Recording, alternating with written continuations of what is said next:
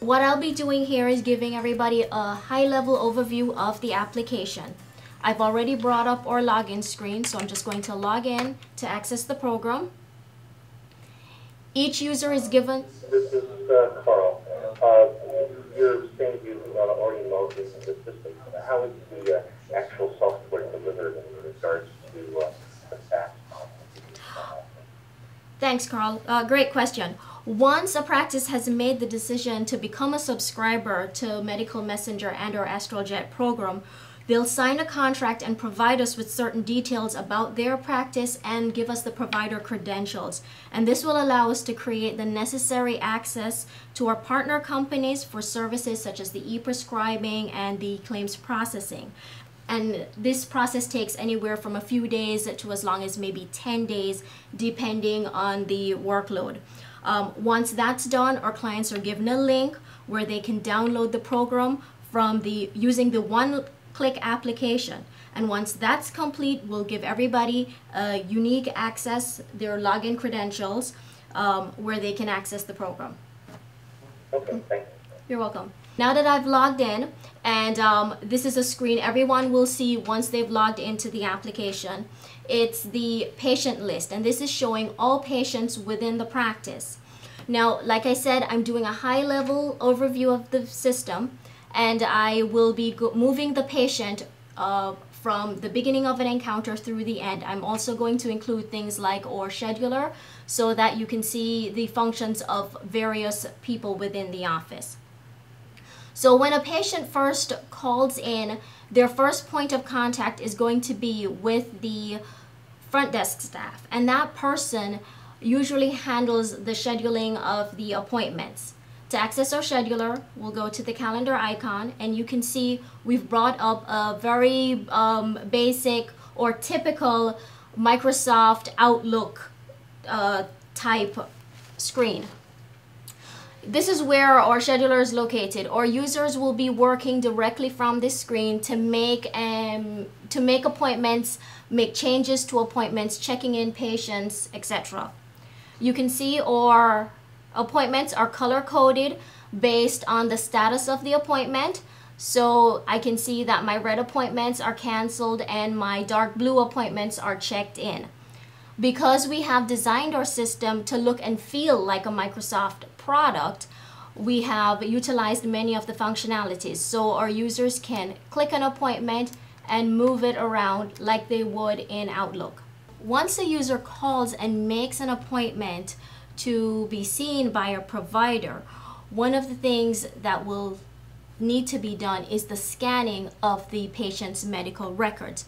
Now, as a reseller, you will have the opportunity to offer the doctor these services, usually in the way of back scanning. So those great big files that's sitting in a storeroom somewhere or in the records room of a doctor's office, you will be able to scan those files in and attach them to patient records. However, in any practice, you have paperwork that's coming in on a daily basis, a few pages that come in from a consulting physician, lab work that was ordered the week before, and the staff within the office will need to scan those everyday paperwork. So to do that, we're going to open our patient record and do a little scanning, attaching some records for our patient. Now I've opened a patient record here, and we have an icon called the Documents icon. This is where all our scanning is done, where all our scanning is stored, and our providers are able to review the records for this patient. Keisha, I have a couple of questions for you. Sure, go ahead. Do you handle digital x-rays? We do. We have a mini pack system where practices are able to view and store DICOM images as well as the embedded information such as the modality for the patient. Now, once I've opened the documents bin for my patient, I've already loaded my scanner with documents to be scanned for the patient. I'm going to access the Capture Pro software, which we have worked with Kodak to have a seamless integration between both AstralJet and Capture Pro. I'm going to name my document.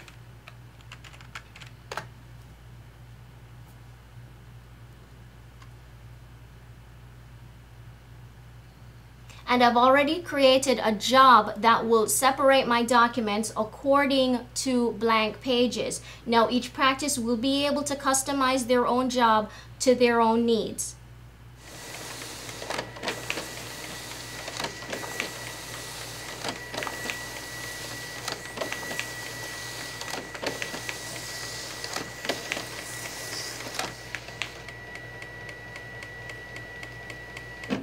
Now, as you can see, we scanned in 3 documents for our patient. It's been given the title that I've created here. I can attach those documents to the appropriate bin, to a previous encounter for my patient, and I can even give it additional tags. I'm going to save my document, and I would repeat for each document that this patient has. Now, once all these documents have been saved to my patient file, my provider is able to enter this area and review any information that he needs for this patient during the visit. Now, how do you store and manage the documents for the patient? Okay, I'll open a document for you, one of those that I just saved. You can see we have 5 bins that we can sort or categorize these documents for the patient. So here, under the details area, there are my 5 bins, so I can sort my documents according to lab, radiology, legal, anything that's a consult, and providers will be given the opportunity to create their own customized bins. The tags, the last field on this screen, allow the user to enter keywords which will make these documents searchable. Any other questions? No, thank you. Okay, thank you. Now that we have we know that our patient is coming in for a visit, we already have some information scanned in for this patient. We are now ready to see that patient. So when our patient appears, we will open their record, which you can see on the screen, their demographics. We'll also be able to access any other information with the icons across the top. So if I wanted to see the family history or responsible party information, I would simply click on those icons and view the information or make any changes that's needed within those screens. Now, Medical Messenger has partnered with other companies to provide additional services. We have 2 icons on here called insurance and eligibility. Our insurance icon allows us to capture insurance information for the patient, and the eligibility icon allows us to run what's called an eligibility check. This is where, using the insurance information that's already been captured, a query is made to the insurance company to find out the details or the limits of that insurance. So you'll be able to know if a copay is due for this insurance, if that insurance is valid, if there's a deductible, any other details that would be relevant to this visit for the patient. And these services, as I mentioned before, are offered through a partner company known as Claim Remedy. The next step is for the medical assistant to take the patient and record vitals. Now, this is where the visit actually begins for the patient. To do this, we'll go to our data service icon, and this will display a list of all the encounters that a patient has had with the practice. Now, what we'll do at this point is create a new encounter, and that's today's visit for this patient. I'll click the Add button, and that's going to display our summary window. The summary gives me a quick synopsis of what's going on with that patient. I can see if there are any drug allergies or non-drug allergies, any medications that my patient is currently on, and the problem list if it exists for my patient. Now, the first thing that my medical assistant will do is go to the vital signs and record vitals for the patient. So we'll click on our vital signs icon, and then they'll likely do something like measure and record the blood pressure. So we have areas to record the location, so that's what extremity the blood pressure was taken, the position of the patient, and then the systolic and diastolic measurement for my patient. If I weigh or measure my patient's height, I can enter that information as well. And as you can see, the body mass index is automatically calculated for my patient. The other thing that the medical assistant will do is review the medications for this patient. So I'm going to save my screen, and then I'm going to go to my Manage Prescription icons.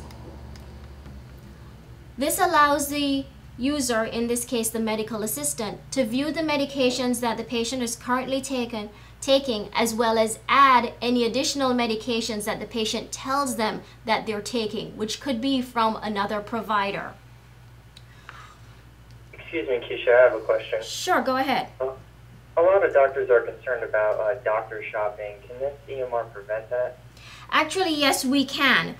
Included in this e-prescriber is an area called the Pharmacy Benefit Manager. And this allows the provider to view all prescriptions that have been filled by this patient when they use their insurance card. And what happens is the provider can basically query the insurance company and see how many prescriptions they've filled, the details of these prescriptions over any given period of time, so they can see for the last year that they've been getting a lot of pain medication or a lot of blood pressure medication, something like that. They'll be able to do on their own and take necessary action if it's needed. Thanks for that question. Okay, thank you. Okay, here on our screen, you can see there is an area for the user to enter the pharmacy of the patient, and we can handle up to 5 pharmacies, including mail order pharmacies. And below, you can see the medications that our patient is currently on. And if we were to add additional medications for this patient, it would be here on this screen as well. You can also see any allergies for this patient, and my patient currently has no known allergies. Okay. Once the user, and like I said, this is the medical assistant, is finished, the doctor would then come in the room and pick up from this point and continue documenting the visit. The doctor would take the opportunity to review the vital signs, so they'll go back to the vital signs screen and see the information that's there. If they want, they can remeasure the vital signs. Let's say, for example, the blood pressure was extremely high or extremely low. They can take a second measurement to double check or simply record that we're doing this a second time. They would also review the prescriptions for the patient. If any refills were needed, that could be done on this screen. If they were going to prescribe additional medications, that would also be done from this screen. And we can do that by simply entering the name of a medication, and I'm entering the first few characters, and once I've done that search, it gives me everything that matches my criteria. I'm going to select the appropriate dosage. And one of the great things about our e-prescriber is that it will do drug interactions as well as allergy interactions. Here you can see my patient is already taking Paxil, and I was trying to prescribe Cymbalta, and that's not a recommended regimen for this patient, so it gives me an alert for that. Also, my patient is a pediatric patient, and Cymbalta is contraindicated for patients under the age of 18. Now, as a provider, if this is a regimen I want to continue for my patient, I have the opportunity to override that warning and prescribe my medication. I'll select the appropriate dosage and frequency for this medication, as well as any refills if needed.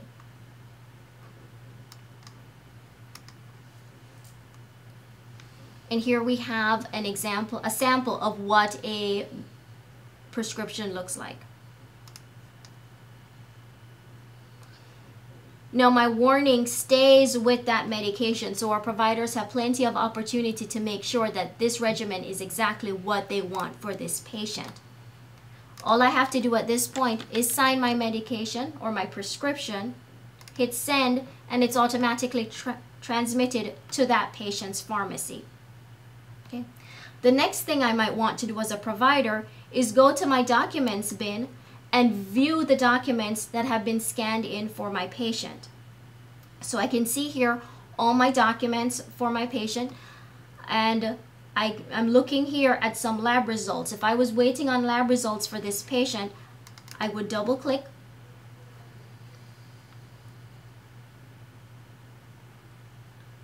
to review my lab results.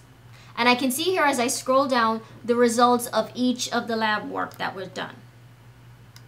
Okay. Once I'm done there, I can go back to my encounter and continue documenting for my patient. The next step for the provider is to record their SOAP notes. And to do this, we'll click our SOAP icon. Now from this screen, the provider is able to document the 4 elements of their SOAP note: the subjective, objective, assessment, and plan. In the first area, they'll document their subjective information. This is what you tell the doctor is your current problem. And the doctor will record something along the lines of,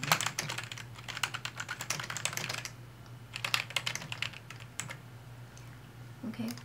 The next area, the objective, is where the doctor will document his findings. He will examine you and document any abnormalities or relevant normals. So he could say something like, all systems are within normal limits.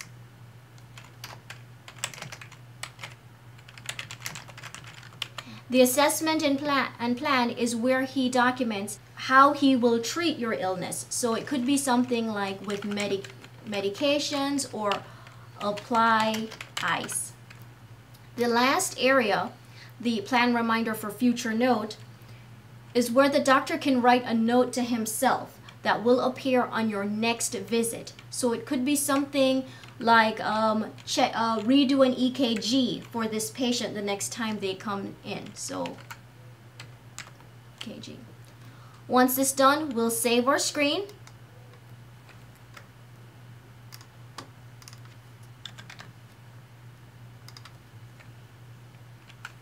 And our SOAP note is complete.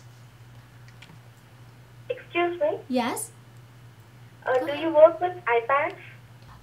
We're a .NET WPF system, so we require a Windows environment. But we do work with tablet PCs, such as those made by Dell and HP, and we can utilize the handwriting recognition within those pieces of hardware.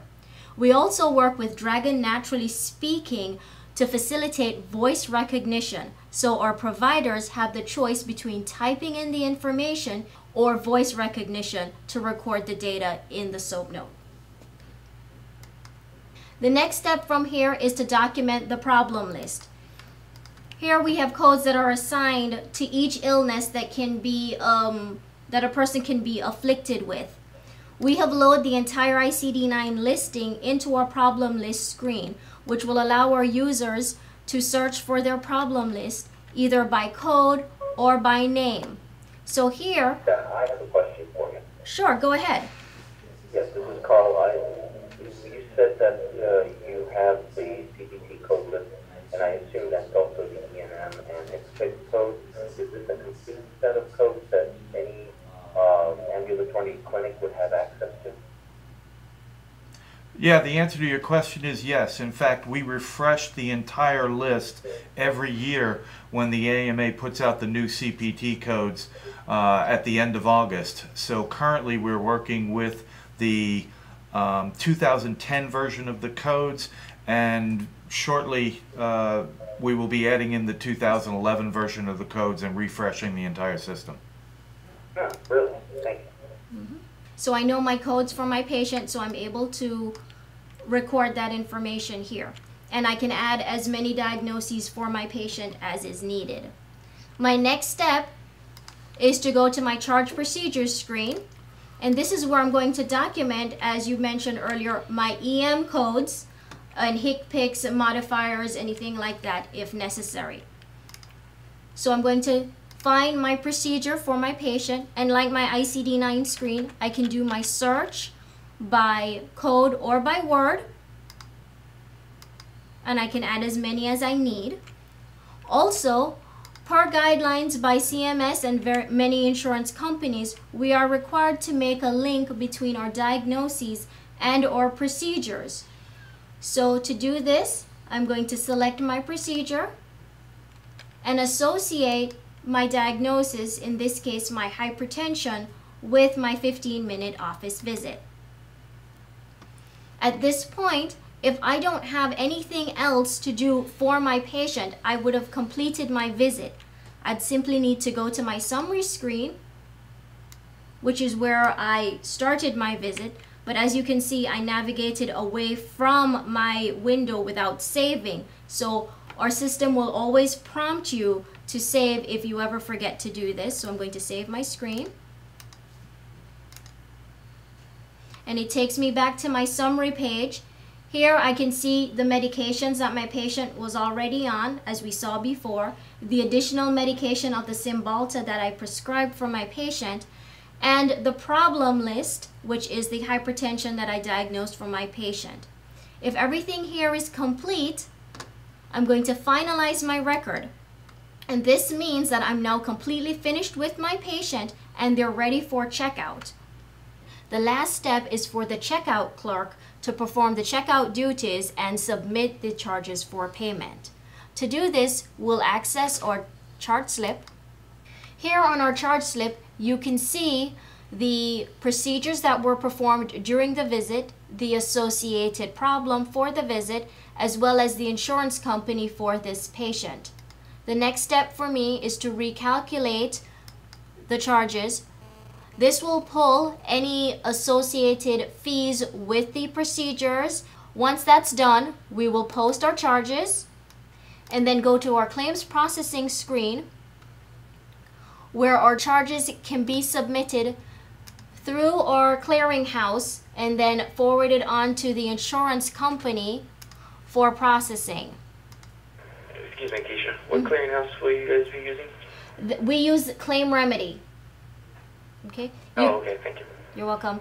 And you can see on our screen that our claim is being submitted, and once there's a successful submission, we'll get a window that tells us a file name, the amount of the claim, and the date and time that the claim was submitted.